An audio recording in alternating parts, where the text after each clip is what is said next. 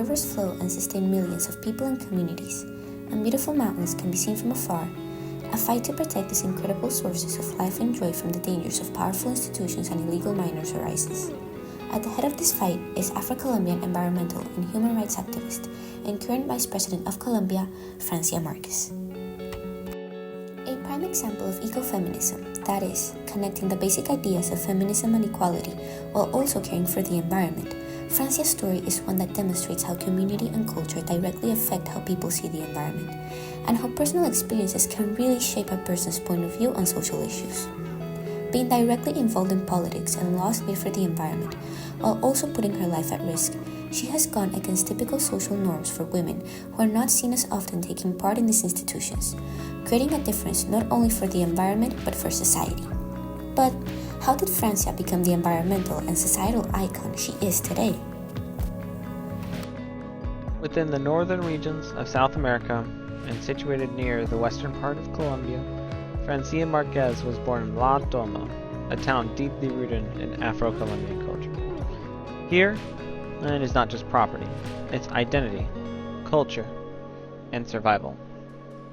But for years, illegal mining operations have poisoned the rivers and displaced communities. When Francia Marquez was 13, she joined a movement against state-supported companies that sought to redirect the Overhaus River, which her community saw as sacred. For 3 years, she and her community worked tirelessly to protect the river that provided them with life. She internalized a community-oriented spirit, which is a prerequisite for leadership, and the knowledge and experience from collective action became a driving motive in her life and future career.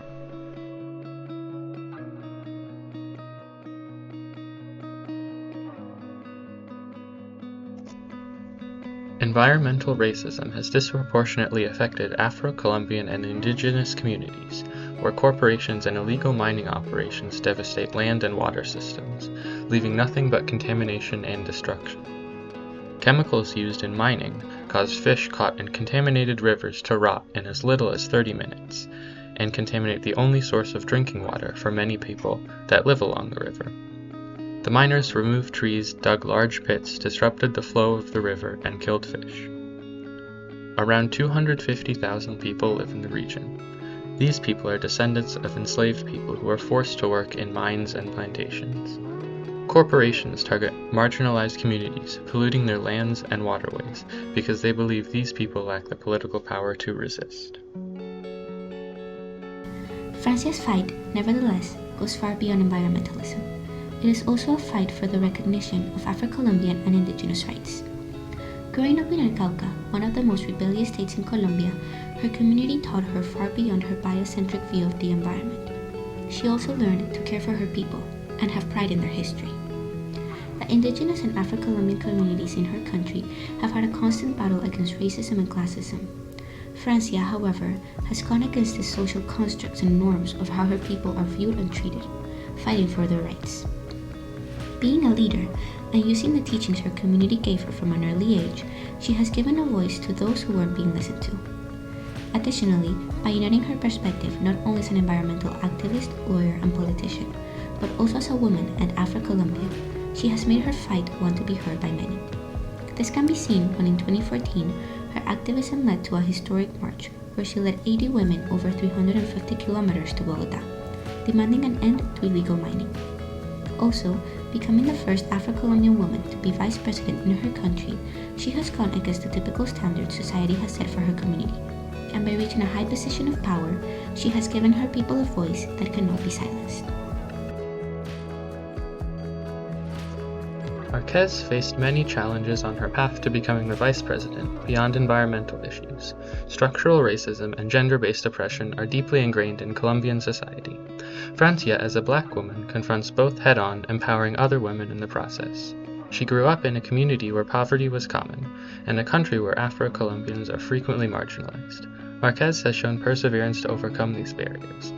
However, her perseverance and rise to prominence has resulted in some consequences. Marquez has faced death threats and survived assassination attempts for standing up for what she believes in. Yet her resolve has never wavered. Her fight is not just for herself, but for future generations.